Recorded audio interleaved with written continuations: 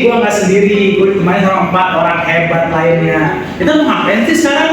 Kita bakal bahas demam berdarah. Tapi sebelum masuk ke sana, kita mau kenalan dulu dong sama keempat temen gue ini yang hebat-hebat dari mahasiswa Universitas dari Jakarta juga nih. Bisa jadi di samping gue dulu. Halo bang. Halo teman-teman, nama gue Izar Dimas Prasetyo. Kalian bisa manggil Izar aja. Mantap. Halo teman-teman, nama gue Novan Akbar, bisa dipanggil Novan. Mantap. Hai, aku Fatia Zaidah, biasa dipanggil Za. Oke, jadi kenalin nama gue Rizky, sakit banyak dipanggil Rizky. Nah, kita udah perkenalan semuanya. Kita nih santai aja ya, kita santai, ngobrol-ngobrol santai kayak gitu. Hari ini kita mau bahas apa sih sebenarnya? Mau bahas apa teman-teman? Jadi kita bakal ngebahas tentang tanggung melawan demam berdarah. Betul, kita karena sekarang masih musim hujan ya teman-teman. Jadi hari ini kita akan membahas tentang demam berdarah seperti itu. Kita langsung masuk ke bahasan aja nih ya. Ini yang pertama nih, tadi kita bakal masuk satu-satu. Ini yang keren ada papan dua nih.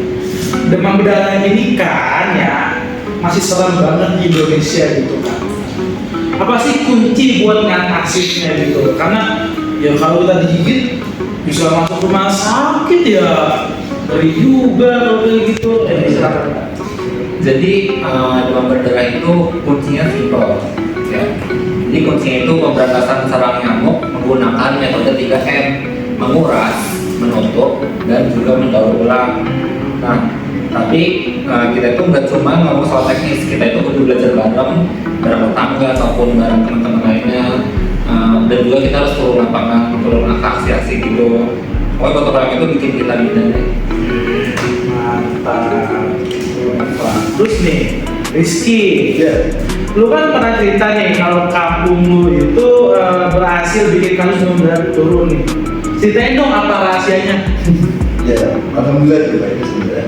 Ada satu poin plus juga buat kita karena di kampung gue itu kita sering namanya kerja bakti, bersih-bersih selokan, pokoknya yang terkait dengan kayak pengurangan nyamuk itu kayak genangan-genangan air itu kita pasti menggunakan hal itu untuk minimalisir supaya gak ada nyamuk lagi di kampung kita. Kita melakukan semua berdasarkan kayak kita belajar bareng aja gitu buat saat ini jadi kesenangan kita semua.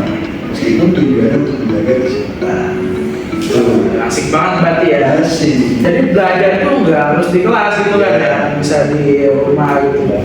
Kemudian nih Zaida, lu kan juga aktif kan di komunitas. Apa sih yang lu lakuin buat bantu lawan demam berdarah ini? Kalau di komunitas, terutama di lingkungan aku sih sederhana aja ya kan. Kalau di kami biasa banget obrolan-obrolan tentang jangan lupa harus nguras untuk mandi, jangan lupa dilihat kalau misalnya ada genangan-genangan, misalnya di ember di luar rumah, terutama tuh buat nampung AC tuh biasanya air AC itu dilihatin ada nggak jentik nyamuknya. Kalau misalnya ada harus cepet-cepet dikuras. Kemudian di komunitas juga kami tuh nggak pernah pelit-pelit ngasih tahu ke teman-teman yang punya bayi terutama untuk melihat apakah ada nyamuk di rumah, terus gimana sih bentuk nyamuknya, biar kita bisa waspada banget sama demam berdarah ini. Nah sekarang hampir semua kebagian di samping saya belum nih. Iya. Lu kan anak muda kan, yang selalu on fire terus semangat gitu kan. Nih, apa yang bikin lu semangat ikut gerakan ini, gerakan untuk memberantas demam berdarah?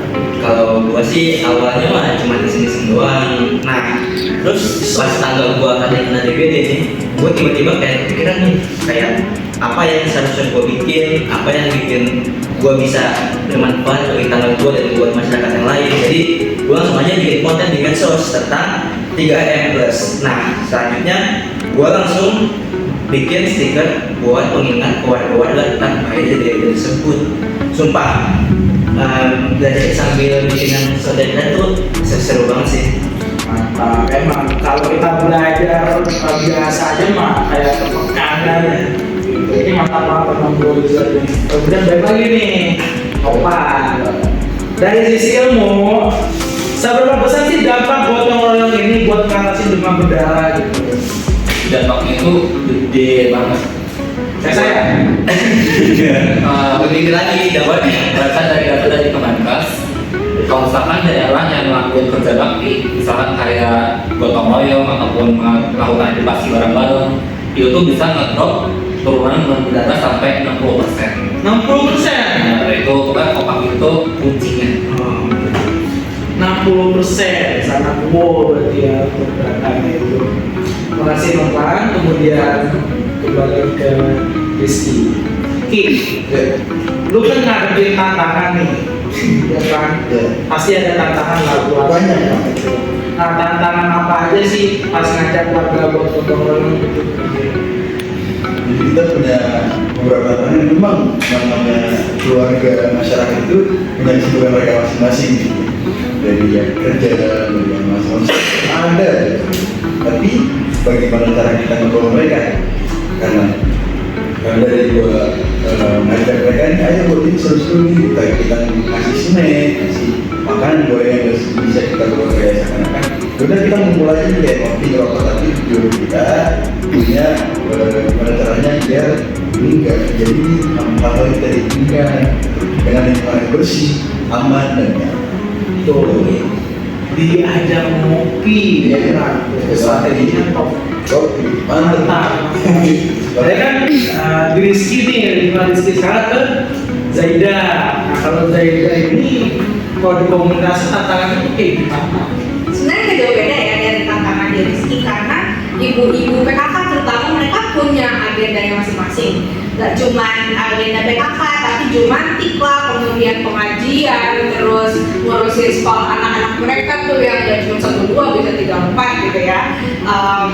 Jadi susah untuk ngumpulin waktu dimana bisa langsung ngasih tahu aja tentang demam berdarah. Tapi kita selalu, terutama sebagai anak komunitas gitu ya, lingkunganku sendiri, pasti kalau sore main dong keluar. Nah di situ kita ngobrol-ngobrol kayak ada yang gatel, itu nyamuk bu, coba dilihatin, soalnya kemarin ada DBD tuh di atas sebelah. Nah omongan-omongan sederhana kayak gitu tuh udah bisa loh buat jadi edukasi di komunitas, dan itu bisa terbukti seperti kata Novan tadi, bikin kita semakin aware, bukan malah yang formal, tapi informal tuh bikin kita sadar.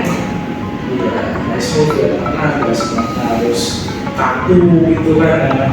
Jadi gatel ini apa gatel muka sih? Mental. Itu di luar konteks sih. Gatel yang lain. Kalau buat kasih dari kita ngobrol.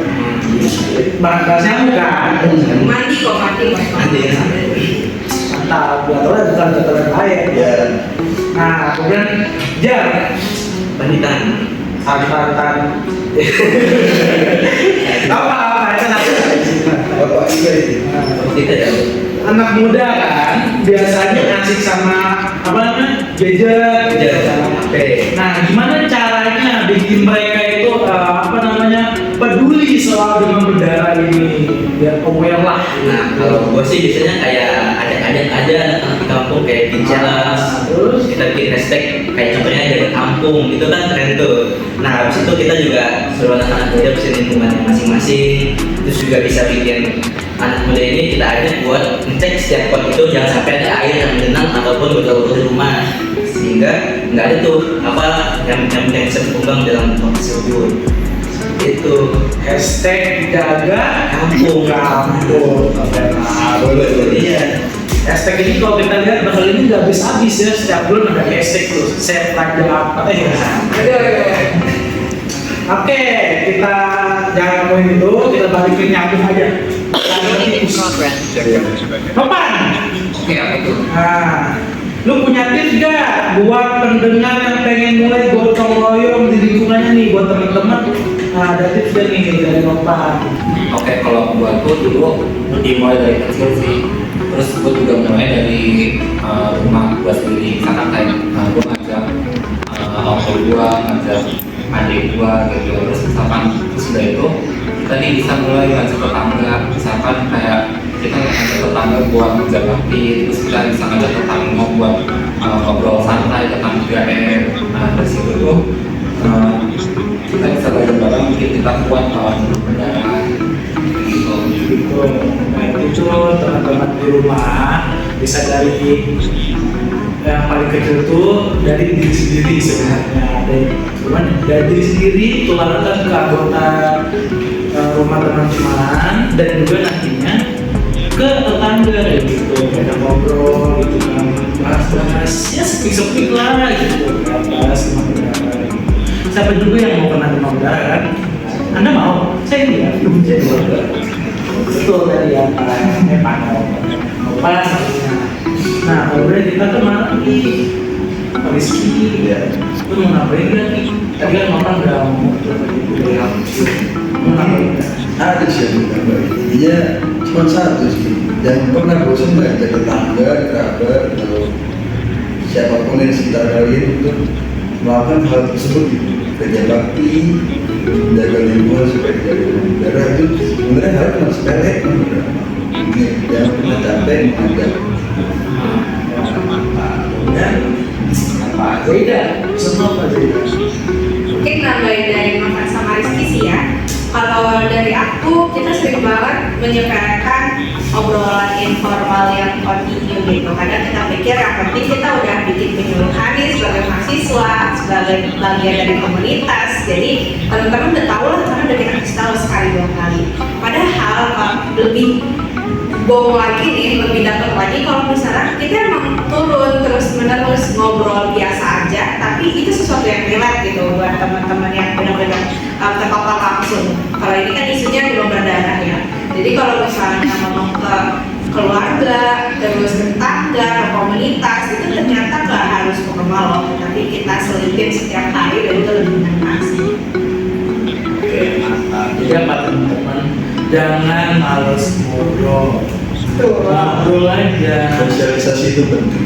Iya, cuma kita harus ya ngobrol berbobot lah gitu. Karena dari obrolan kecil itu nanti tumbuh yang besar. Nah, iya, jadi kan tutup ya sekarang ya.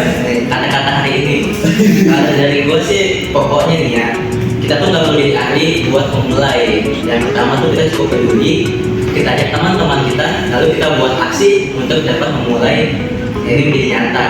Nah, pokoknya dengan bersama kita buat lingkungan bebas dari nyamuk seperti itu. Karakter Paprika gitu kan. Nah, bro and sis semua kan udah dengar betapa kekenya gotong royong dan belajar informal ya untuk dalam apa untuk melawan demam berdarah ini, karena kita nggak bisa anggap enteng gitu kan. Jadi tadi kita bisa masuk apa? Rumah sakit. Infus. Gara-gara yang kecil kita bisa keluar biaya yang nggak kecil. Ayo, mulai dari lingkungan apa nih? Lingkungan lu sendiri tuh. Lingkungan lu sendiri lu mulai di situ. Tadi apa? Kapan bersihin, jadi cek pot-potnya daerah juga. dari hal itu ada sebenarnya. Oke, big thanks ya. Terima kasih banyak buat Bro Jan, Pan, Rizky dan Sis Zaida udah meluangkan waktunya buat datang ke sini, kita ngobrol sama-sama tentang demam berdarah. Semoga bisa menyebarluaskan informasi yang bermanfaat ini. Akan kita kembangkan lagi. Iya, semoga tidak ada demam berdarah lagi lah. Tentunya kita sebenarnya Tidak bisa menekan jumlah penyebaran demam berdarah. Oke, karena kita udah di penghujung acara, kita cukupkan untuk episode kali ini. Aku Fatan Sadan sebagai host pamit undur diri. Terima kasih dan sampai jumpa. Dadah.